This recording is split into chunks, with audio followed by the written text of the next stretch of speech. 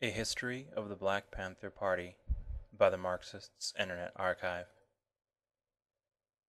In October of 1966, in Oakland, California, Huey Newton and Bobby Seale founded the Black Panther Party for self-defense. The Panthers practiced militant self-defense of minority communities against the U.S. government and fought to establish revolutionary socialism through mass organizing and community programs.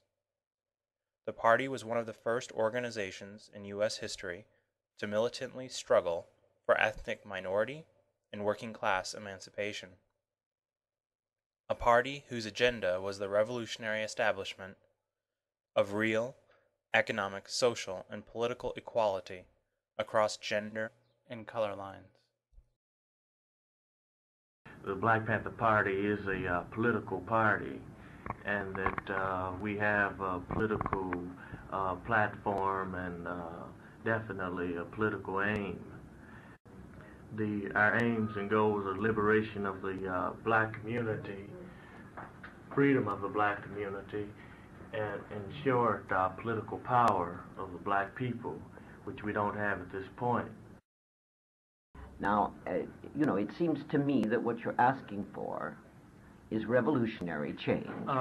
Yes, before you have any change, first black people have to gain political power. And we haven't ever gained anything by the capitalistic system. Free enterprise and capitalism has only been destructive to black people, and we're demanding a drastic change, revolutionary. Within our platform, it's explained that man has a right to live, and to live, he's going to have to provide for himself and his family. So therefore, it's up to the administrators to provide him with work. The Black Panther Party demands full housing, decent housing rather, that's fit for human beings to live in. We demand full employment. But as far as what are we going to do about this, and that if people are afraid, I don't believe that they're really afraid of guns. If it was really so, if the majority of them were afraid of guns, then they would demand that their armed forces be disarmed, and that their police officer, which is actually the local army, be disarmed, and the National Guard be disarmed. But they only become afraid when the victim starts arming himself, and in a political fashion. And as far as the demands that we say and how we go about this, as far as the power that we're going to develop, that we are developing, I think is in keeping with all colonized people. And we are colonized people. We always have been. Black Panther Theory. The practices of the late Malcolm X were deeply rooted in the theoretical foundations of the Black Panther Party. Malcolm had represented both a militant revolutionary with the dignity and self-respect to stand up and fight to win equality for all oppressed minorities, while also being an outstanding role model, someone who sought to bring about positive social services, something the Black Panthers would take to new heights. The Panthers followed Malcolm's belief of international working class unity across the spectrum of color and gender, and thus united with various minority and white revolutionary groups. From the tenets of Maoism, they set the role of their party as the vanguard of the revolution, and worked to establish a united front. While from Marxism they addressed the capitalist economic system, embraced the theory of dialectical materialism, and represented the need for all workers to forcefully take over the means of production. Black Panther History. On April 25, 1967, the first issue of the Black Panther, the party's official news organ, goes into distribution. In the following month, the party marches on the California state capitol, fully armed, in protest of the state's attempt to outlaw carrying loaded weapons in public.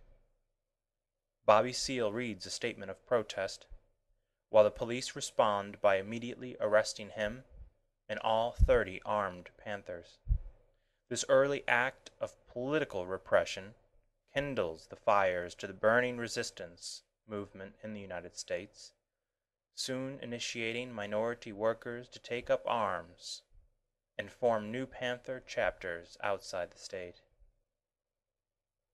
In October of 1967, the police arrest the defense minister of the Panthers, Huey Newton, for killing an Oakland cop. Panther Eldridge Cleaver begins the movement to free Huey, a struggle the Panthers would devote a great deal of their attention to in the coming years, while the party spreads its roots further into the political spectrum, forming coalitions with various revolutionary parties.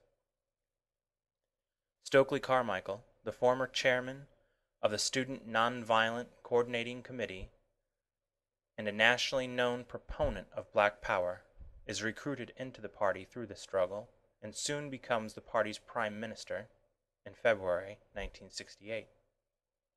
Carmichael is adamantly against allowing whites into the Black liberation movement, explaining whites cannot relate to the Black experience and have an intimidating effect on blacks, a position that stirs opposition within the Panthers. Carmichael explains, whites who come into the Black community with ideas of change seem to want to absolve the power structure of its responsibility for what it is doing, and say that change can only come through Black unity, which is the worst kind of paternalism. If we are to proceed toward true liberation, we must cut ourselves off from white people. Otherwise, we will find ourselves entwined in the tentacles of the white power complex that controls this country. I will not deny that poor whites in this country are oppressed, but there are two types of oppression. One is exploitation, the other is colonization, and we have to understand the difference between both of them. Exploitation is when you exploit somebody of your own race. Colonization is when you exploit somebody of a different race. We are colonized, they are exploited. They are exploited.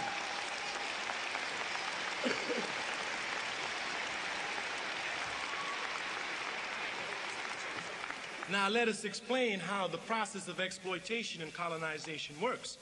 If I am black and I am exploiting you who are also black, we have the same values, the same culture, the same language, the same society, the same institutions. So I do not have to destroy those institutions for you.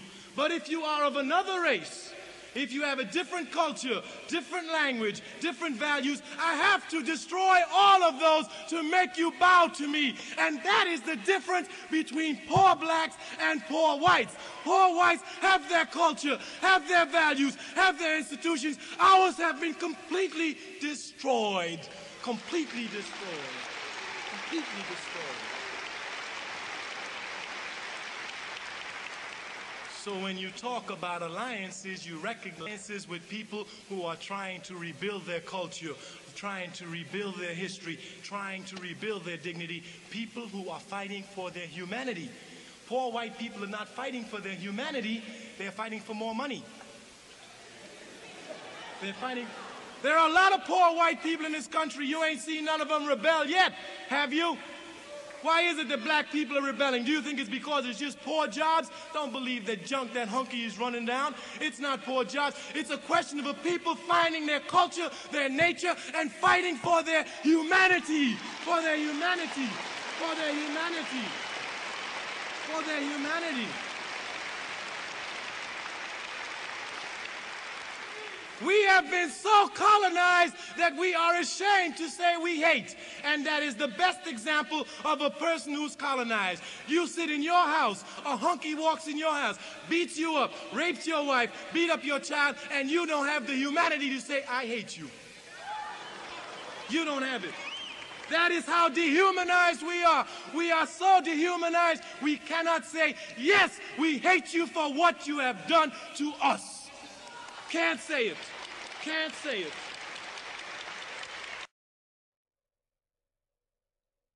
In the beginning of 1968, after selling Mao's Red Book to university students in order to buy shotguns, the party makes the book required reading. Meanwhile, the FBI, under J.Edgar Hoover, begins a program called Counterintelligence Pro to break up the spreading unity of revolutionary groups that had begun solidifying throughout the work. An example of the Panthers, the Peace and Freedom Party, Brown Berets, Students for a Democratic Society, the SNCC, the SCLC, Poor People's March, Cesar Chavez and others in the farm labor movement, the American Indian movement, Young Puerto Rican Brothers, the Young Lords, and many others. To destroy the party, the FBI begins with a program of surgical assassinations, killing leading members of the party who they know cannot otherwise be subverted. Following these mass killings would be a series of arrests, followed by a program of psychological warfare designed to split the party both politically and morally through the use of espionage, provocateurs, and chemical warfare. U.S. police terror and repression. On April 6, 1968, in West Oakland, Bobby Hutton, 17 years old, is shot dead by Oakland police. In a 90-minute gun battle, an unarmed Bobby Hutton is shot 10 times dead after his house is set ablaze and he is forced to run out into a fire of bullets. Just 2 days earlier, Martin Luther King was assassinated after he had begun rethinking his own doctrines of nonviolence and started to build ties with radical unions. 2 months later, on the day of Bobby's death, Robert Kennedy, widely recognized in the minority community as one of the only politicians in the U.S. sympathetic to the civil rights movement, is also assassinated. In January 1969, the first Panthers Free Breakfast for School Children program is initiated at St. Augustine's Church in Oakland. By the end of the year, the Panthers set up kitchens in cities across the nation, feeding over 10,000 children every day before they went to school. How old are you? 9 years old. 7, 8, 5, 11, 10, 7, 6, 5. If you didn't come here for breakfast, would you be getting the same kind of good breakfast at home? No. No. No. No. No. No. No. No. No. No. No. How do you feel about having breakfast here with the Black Panthers every morning? Just feel good, like coming down here with my friends. I just come down here because I be eating, but I don't eat enough at home. I'm just going to say it in one word. It's beautiful. I like it. That's all I can say. It's just great. It's just great, too. The United States government has set forth basic requirements for a healthy breakfast. The Black Panther Party, operating without government funds, has established a nationwide free breakfast for children program. It far exceeds the federal nutrition guidelines. This is Jeff Kamen reporting, Revolution for Breakfast. What did Malcolm X do? It is 7:45 in the morning in the Watts ghetto of Los Angeles. Without prompting, these little girls have decided to sing a song during breakfast at a Black Panther community center. What did Malcolm X do? For freedom for everyone. When will we ever learn? When will we ever? The concept of the breakfast program originated with Huey. He thought that was one of the better ways to educate people in terms of what socialism was, what it was like, and also it served one of the basic needs of the people because that's part of our 10-point program and platform. As to what we think, based on a poll taken in the black community, that people need and desire. So we decided to implement the breakfast programs. That is Joan Kelly. 20-year-old national coordinator of the Black Panther Party's free breakfast program. We serve somewhere between 10 and 15,000 children daily on the breakfast programs. I would say 10,000 in all the chapters and branches. A few months later, J.Edgar Hoover publicly states that the Panthers are the greatest threat to the internal security of the country. In Chicago, the outstanding leader of the Panthers local, Fred Hampton, leads 5 different breakfast programs on the West Side, helps create a free medical center, and initiates a door-to-door program of health services which test for sickle cell anemia and encourages blood drives for the Cook County Hospital. The Chicago Party also begins reaching out to local gangs to clean up their acts, get them away from crime, and bring them into the class war. The party's efforts meet wide success, and Hampton's audiences and organized contingent grows by the day. On December 4th, at 4 a.m. in the morning, thanks to information by an FBI informant, Chicago police raid the Panther Chicago apartment, murdering Fred Hampton while he sleeps in bed. He is shot twice in the head, once in the arm and shoulder, while 3 other people sleeping in the same bed escape unharmed. Mark Clark, sleeping in the living room chair, is also murdered while asleep. Hampton's wife, carrying child for 8 months, is also shot but survives. 4 Panthers sleeping in the apartment are wounded, while 1 other escapes injury. Fred Hampton was 21 years old when he was executed by the state. Mark was 17 years old. According to the findings of the federal grand jury, 90 bullets were fired inside the apartment. 1 came from a Panther, Mark, who slept with a shotgun in his hand.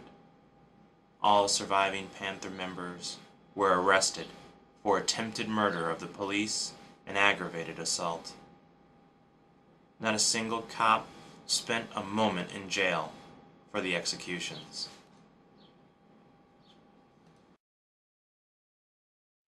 We always say the Black Panther Party that they can do anything they want to us. We might not be back. I might be in jail. I might be anywhere. But when I leave, you can remember I said with the last words on my lips that I am a revolutionary. And you're going to have to keep on saying that. You're going to have to say that I am a proletarian. I am the people. I'm not the pig. You got to make a distinction. And the people are going to have to attack the pig. The people are going to have to stand up against the pig. That's what the Panthers are doing. That's what the Panthers are doing all over the world. In the summer of 1969, the alliance between the Panthers and the SNCC begins ripping apart. One of the main points of dispute is the inclusion of whites in the struggle for minority liberation, a dispute which is pushed into an open gunfight at the University of California in Los Angeles against the group US, which leaves 2 Panthers dead. In September, in the government's courthouse, Huey Newton is convicted of voluntary manslaughter and sentenced to 2 to 15 years in prison.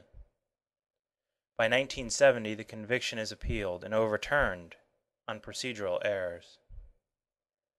On November 24, 1968, Kathleen and Eldridge Cleaver flee the U.S. They visit Cuba, then Paris, and eventually settle in Algeria. Earlier in the year, Cleaver published his famous book, Soul on Ice. By the end of the year, the party has swelled from 400 members to over 5,000 members in 45 chapters and branches, with a newspaper circulation of 100,000 copies. In 1969, Seal is indicted in Chicago for protesting during the Democratic National Convention of last year. The court refuses to allow Seal to choose a lawyer.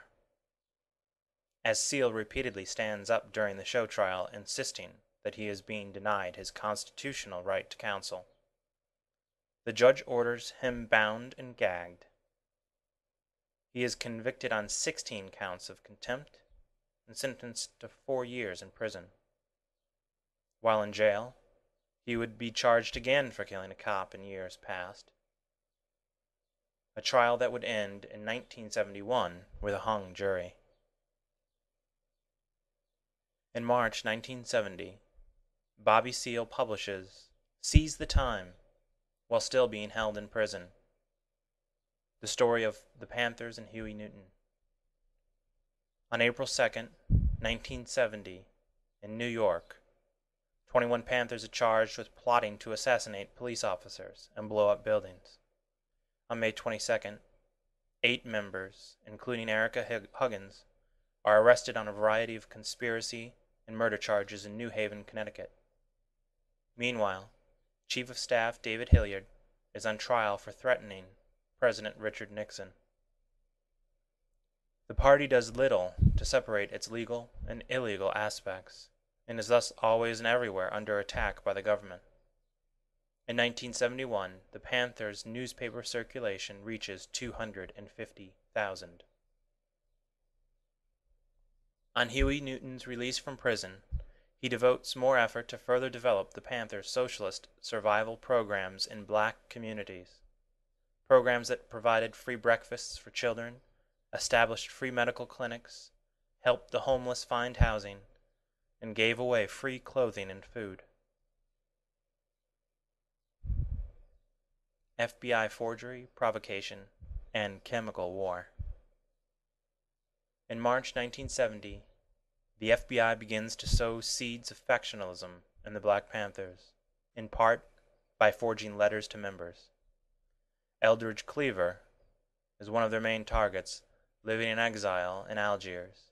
They gradually convince him, with a steady stream of misinformation, that the Black Panther Party leadership is trying to remove him from power.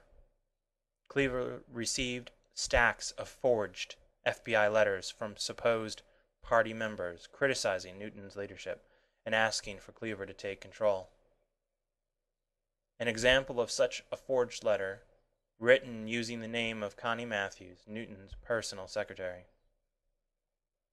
I know you have not been told what has been happening recently. Things around headquarters are dreadfully disorganized, with the comrade commander not making proper decisions. The newspaper is in shambles. No one knows who is in charge. The Foreign Department gets no support.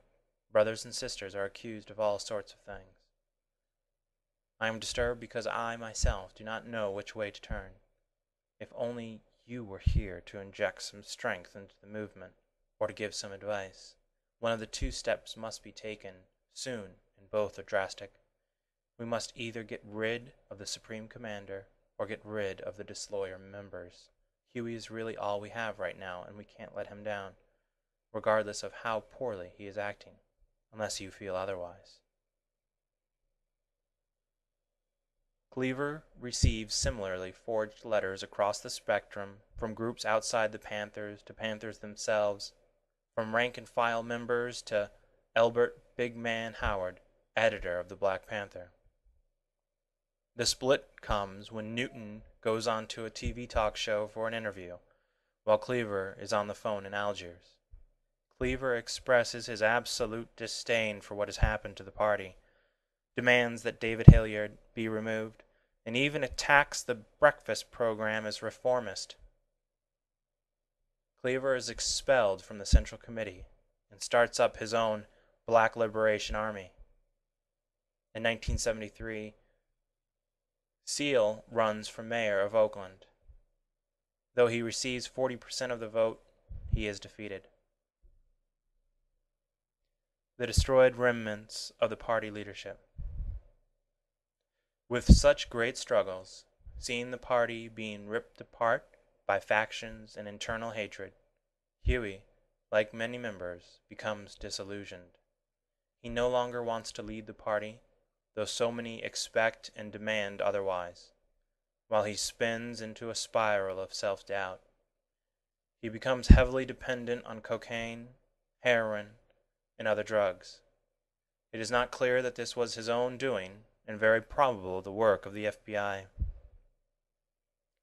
Huey remarked in one of his public speeches in the 1980s, where he would often have brilliant clarity but then become entirely incoherent and rambling, that he was killing himself by reactionary suicide through the vices of drug addiction.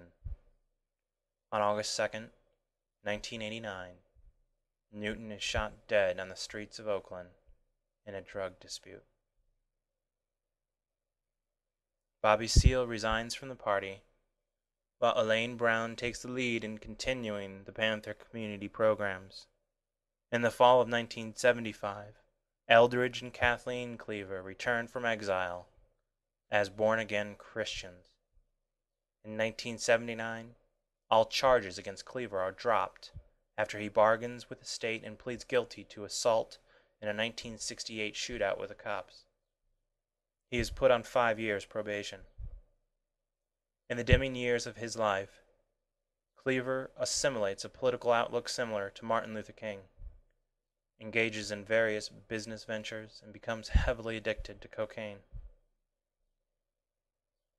By the beginning of the 1980s, attacks on the party and internal degradation and divisions caused the party to fall apart.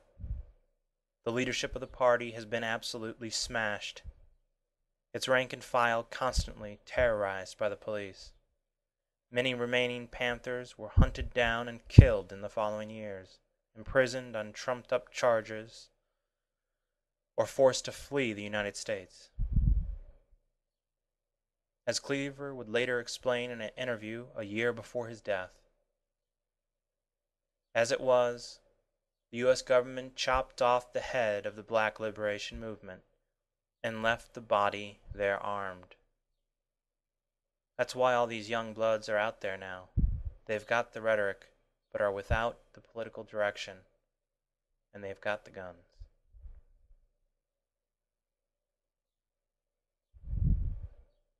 Black Child's Pledge.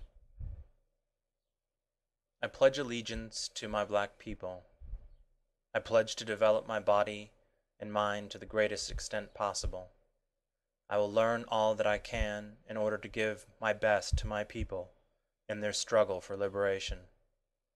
I will keep myself physically fit, building a strong body free from drugs and other substances which weaken me and make me less capable of protecting myself, my family, and my black brothers and sisters. I will unselfishly share my knowledge and understanding with them in order to bring about change more quickly.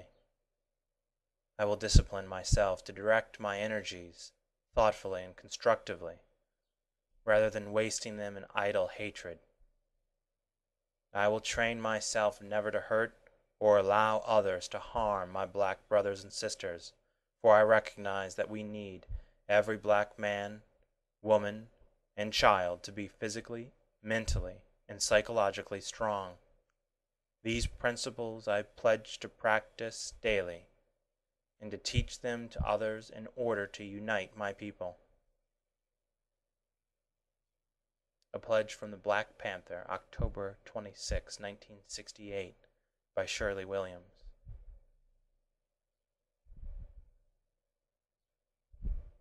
Further reading and links. A quote by Angela Davis in a PBS interview in 1998. We can't think narrowly about movements for black liberation, and we can't necessarily see this class division as simply a product or a certain strategy that black movements have developed for liberation.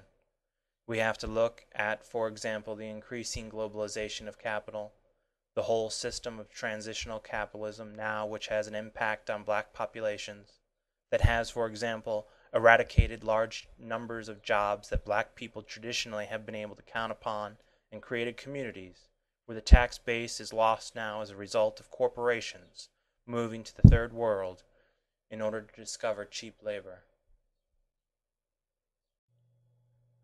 This has been an audio recording of the Marxists Internet Archive created in July of 2006 by Brian Bastian. The original text of this article was written and published on the archive in May of 2001 by Brian Bastian.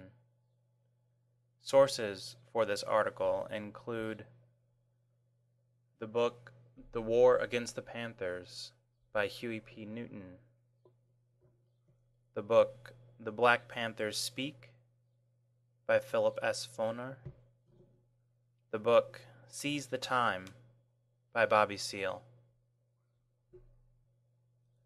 The sound recordings were derived from the UC Berkeley Library, Social Activism Sound Recording Project, the Black Panther Party. These recordings have been used in this work per the legal doctrine of fair use. The first audio clip was from May 21st, 1968, an interview with Huey Newton in Oakland, Alameda County Jail by Elsa Knight Thompson, the interviewer. Please note that this particular recording was heavily edited to reduce the time and solidify the content. The second recording was from February 17, 1968, during the Huey Newton birthday rally in Oakland, with 5,000 supporters in attendance. The speakers included H. Rap Brown and Stokely Carmichael. The final recording was made in January 1969, and like all other recordings, was broadcast by the radio station KPFA.